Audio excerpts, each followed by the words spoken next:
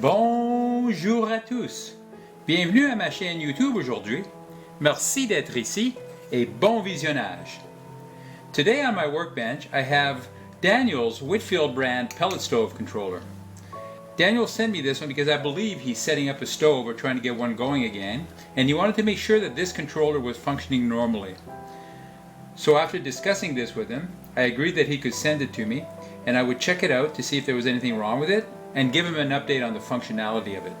So after receiving it late last week, I connected it to my system, checked it out, and everything on it is functional.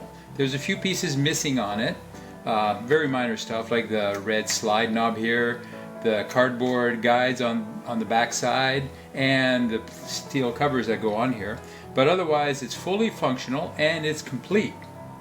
So as you see, I've got it connected to my system right now and it's ready for me to do final tests before I return it to Daniel.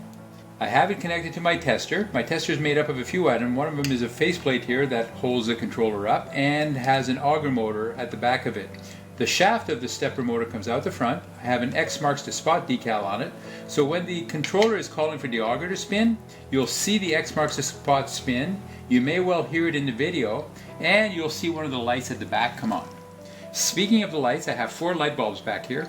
The first one is a simulator for the igniter. For this controller, this light will not come on.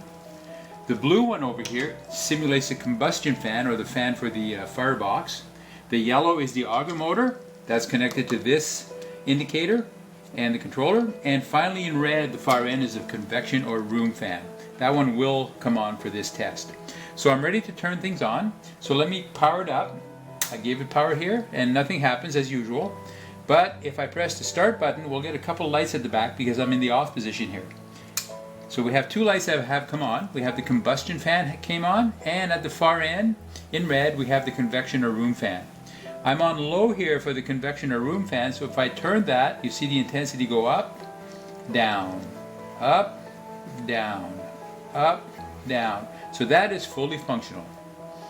The next thing, I'm on heat output number 1. I'm still in the off position, so when I switch this to on, the auger will start spinning and we'll get a little red light here. As I mentioned, we'll get the X marks the spot spin, so let's go ahead and do that. I turn it on, let's wait for the first cycle. There it is. So I'm hoping you can see it in the video, but the red light does come on when the auger drives. The X marks the spot spins. I'm on position 1, so it's a long delay in between, but there it is. As you can see, I'll do one more cycle. Just wait for it to happen here.